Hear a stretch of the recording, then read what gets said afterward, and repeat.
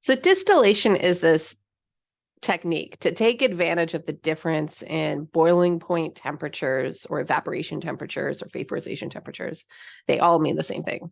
Anyway, distillation is a technique to take advantage of that difference in temperatures as something boils to separate the compounds. So that means that we can predict which compounds will boil off first based on their intermolecular forces and their molecular weights. But then the distillation process is going to require somehow capturing that gas and then converting it back into a liquid. So that way it could be moved from the mixture as a gas and then handled and isolated easily in a state that doesn't require being contained in a perfect enclosure. So there's a few techniques that I want to talk about that are really common to the cannabis industry within this broader category of distillation. And that's rotary evaporation, simple distillation, and fractional distillation. And all three are used. So we'll go through these one at a time. So rotary evaporation is the simplest form of this distillation technique. Oftentimes you'll hear it just referred to as rotovap. For short. And so here's a diagram of a simple rotovap. And let's break down what our different kind of components are. So here is the distillation flask that we would see in regularly, but it contains our extract.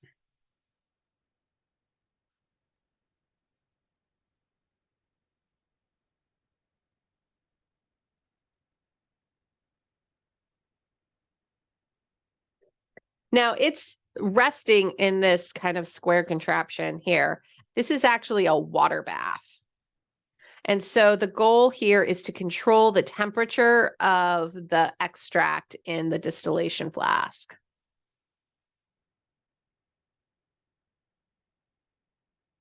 Usually this is just set to like room temperature, right? So it's just cold tap water, especially for removing a solvent or we're trying to evaporate something that has a low boiling point. If it has a higher boiling point, then we could heat the water slightly to encourage it, the distillation process to occur. So our other pieces here include receiving flask.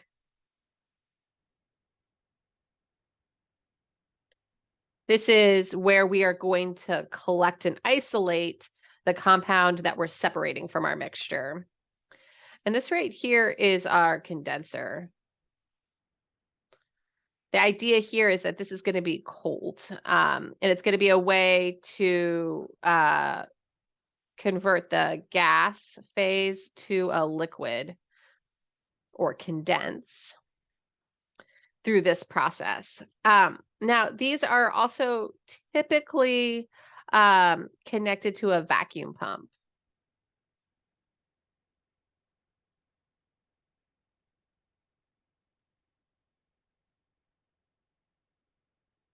To lower the pressure of the entire system. And the reason for that is that as pressure decreases, we see boiling points and also melting points also decrease. So if something has a higher boiling point, we can reduce the pressure of the system by creating a vacuum, like pulling a vacuum on the system is the way we refer to it. And then that means that the compound will boil at a much lower temperature, which means we don't have to heat our sample up as much. So, this part right here is super cold. And sometimes it's made cold with dry ice or just regular ice or even just water.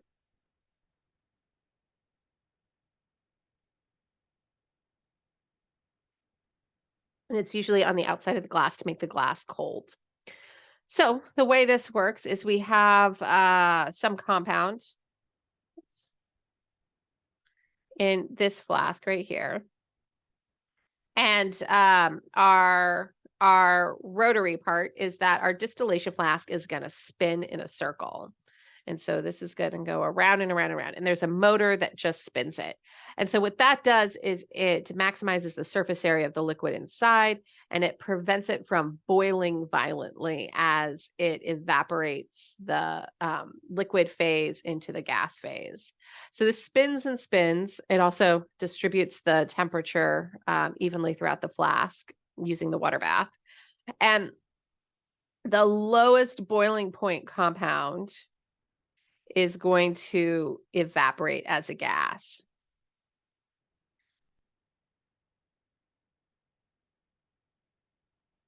Once it's a gas, it is going to then condense on the cold glass and drip down into our receiving flask as a liquid.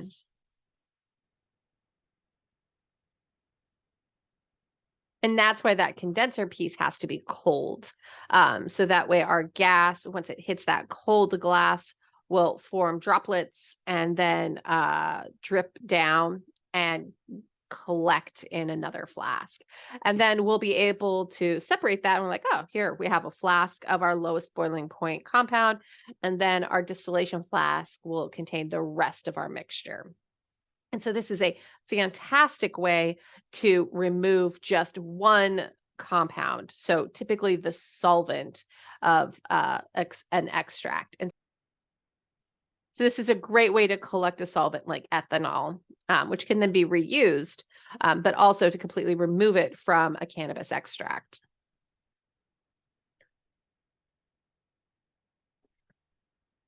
Simple distillation, also called short path distillation, is can be used just like a rotovap in that it can be used to just remove solvent, but it has a bit more refinement to it than just the rotovap. It can also collect multiple, we call them fractions, but multiple samples of compounds from a mixture instead of just doing one.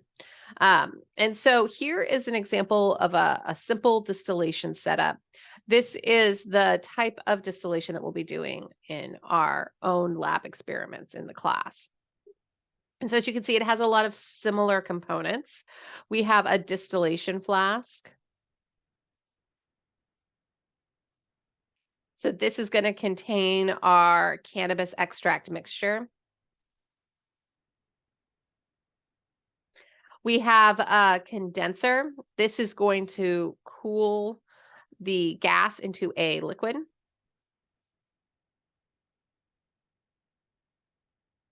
And then we're going to collect that. It'll flow as it forms droplets on that condenser tube into a receiving flask.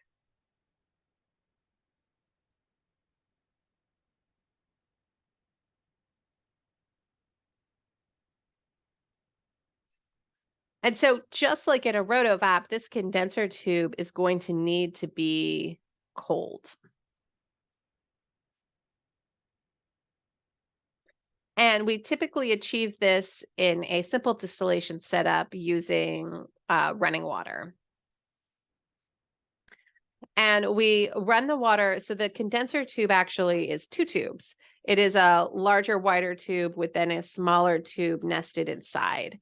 And our mixture that's going to be evaporating into a gas is going to occupy the space on the very inside. So here. So let's say, let's actually.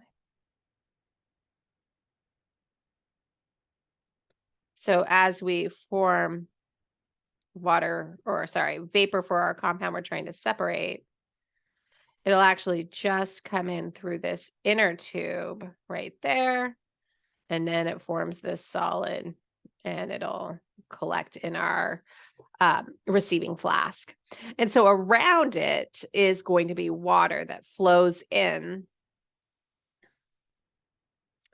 through these nozzles right here. We can do this by hooking up tubes to a water faucet and run water through, and it'll collect all around the inside of the tube, and then it'll leave out the other outlet. It's important to make sure that you hook up the water to your condenser tube so that way it is traveling against gravity, and that'll allow it to fill up the entire tube. If you go with gravity and you attach it at the top of something that's angled down, then the water will just flow down and you won't actually fill the entire condenser tube with water. You'll just kind of it'll take the path of least resistance and it'll only partially fill. So water in at the lower point to travel up to the higher point and leave the condensing tube. Another part of this setup that you'll notice is that we incorporate a thermometer. And this is so we can observe when one compound is coming over, it'll always be at the same boiling point temperature. And then if we see the temperature starting to change, we know that we're going to start condensing a new compound. And so we can change our receiving flasks so that way we can separate the compounds as they boil over and collect as a liquid in our receiving flask. And in this way, we can collect multiple components of our mixture rather than just the lowest boiling point component, and like we did with the rotovap. And so this thermometer is key to tracking the progress of the distillation. So we expect to see in our system, the thermometer should slowly increase in temperature until we reach the boiling point of our first or lowest boiling point compound in our mixture. And then the temperature will remain constant as that compound is evaporating into a gas and then collecting in the condenser tube into a liquid. And it'll stay that constant temperature until all of that compound has transitioned from the liquid phase to the gas phase. So when we learned about phase transitions, we talked about how the temperature is constant during our phase changes, but that it can increase when we have just one phase present. So we'll see a constant temperature as we're converting liquid to gas. And then once all of that has happened, we'll see that temperatures start to increase and increase and increase again until we hit the next lowest boiling point temperature of the compounds in our mixture. And then the temperature will stabilize again and be constant as we're evaporating a second compound, and it'll condense over in the condensing tube. And again, we'll switch out our receiving flask to collect it.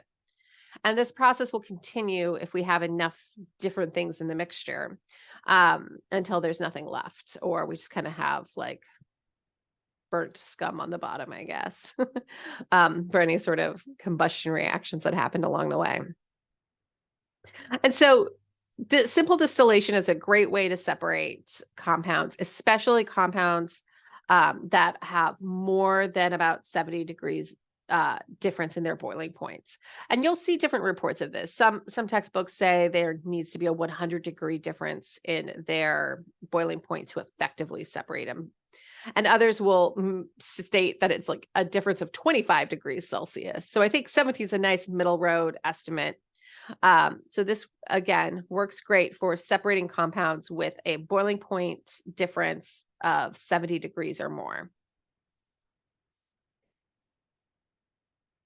Here is an example of a simple distillation setup. As you can see, we have right here is our, let's see if I can highlight it. Here is our distillation flask.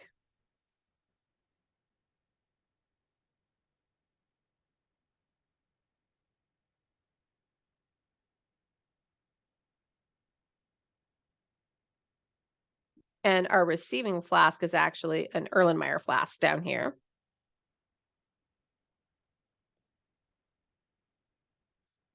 And this receiving flask, here, I'll try to highlight as best I can. This receiving flask doesn't have to be connected with glass joints with a seal. It could be open to the air. It could be a beaker, and we can just drip our compounds to collect. We also have our condensing tube right here.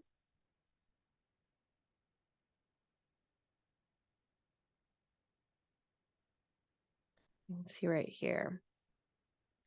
And then we have a few other things that I'm going to point out. Here's our heating source. And this is just a hot plate with the the round bottom flask on it. A lot of times we'll actually use a heating mantle around it.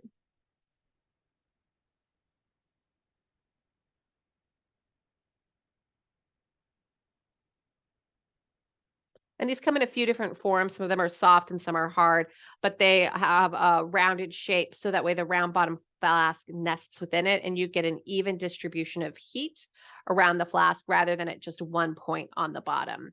And so you can get a much more even, efficient heating pattern around the flask.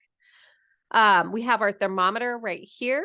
And thermometers will all come for these distillation setups. We'll have an adapter there.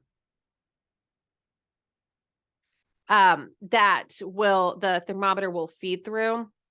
It'll create a tight enough seal that we won't lose some of our gas through the placement of the thermometer into the distillation flask.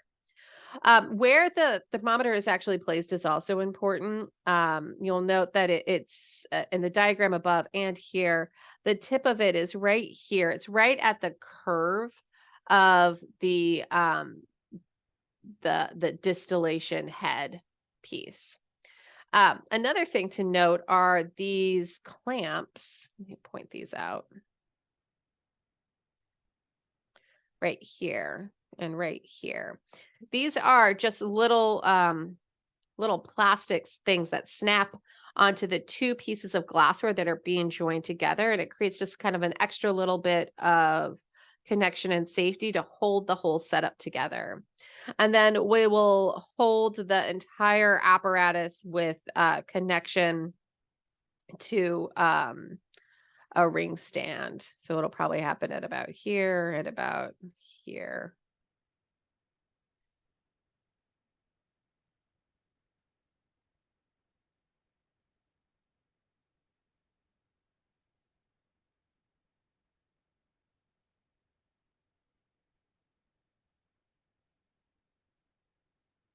And this is our simple distillation setup.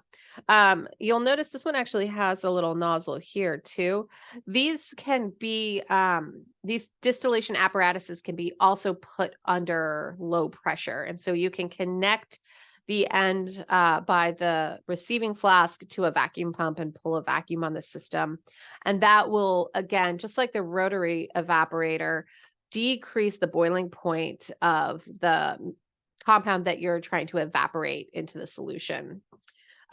Putting these under low pressure does increase the risk that they might have an explosion, or there might be heating a gas under a reduced environment is always a little bit more dangerous. So not something we'll be doing in our class.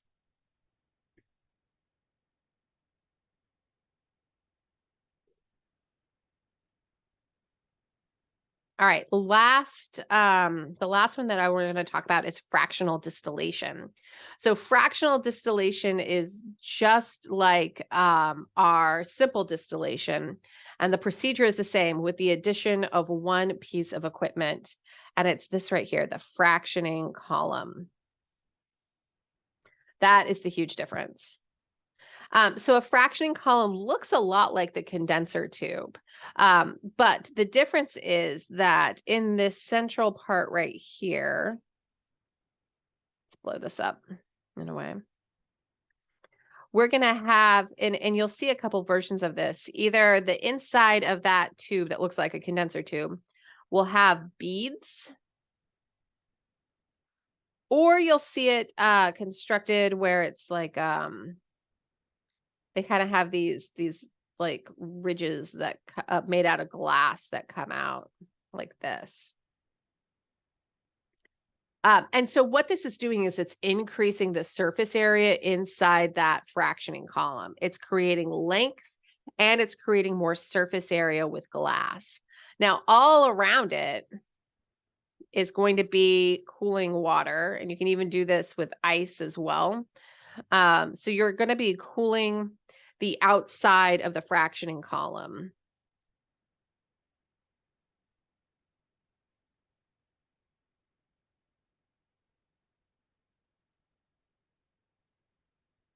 Just like with our condenser tube, we'll have the water in be lower than the water out.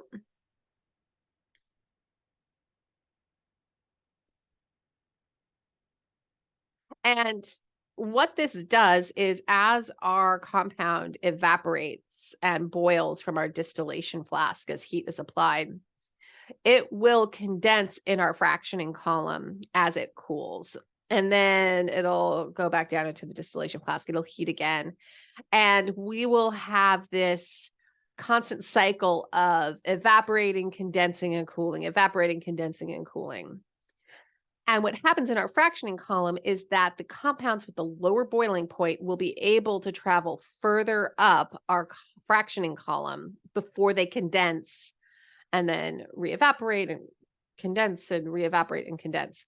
And so it takes a lot more time, but we're able to further refine our ability to separate compounds by their boiling point. And then after, so we don't get as much overlap between compounds. And so then the ones that are the lowest boiling point will still then be able to evaporate and condense in the condensing tube first, followed by the second lowest boiling point, and then the third, and then the fourth. But this process of condensing and re-evaporating over and over and over essentially creates many distillations in one. And so we're able to separate compounds that have similar but different boiling points. So we're not as constrained as we are with the simple distillation method with things that have a significant difference in boiling point. However, it does take a lot of time and it does take a lot of energy to keep that mixture heated for a long period of time. But the result is that you can actually separate out THCA and from CBDA from terpenes, and you can isolate sometimes even specific terpenes or combinations of terpenes. And so that can give us a lot of power to one, crafted a very specific mixture of cannabinoids and terpenes if we can isolate each of the components. But it also allows us to take extractions that aren't as like kind of poor quality extractions, and from something that looks like really dark, icky mess, distill through fractional distillation and remove just the THC. And then just the CBDA. And from something that would have maybe been thrown away that wasn't of high enough quality to go to the market as that extract on its own, we can take pieces of it out and salvage it and then turn those into THC or CBD vape cartridges.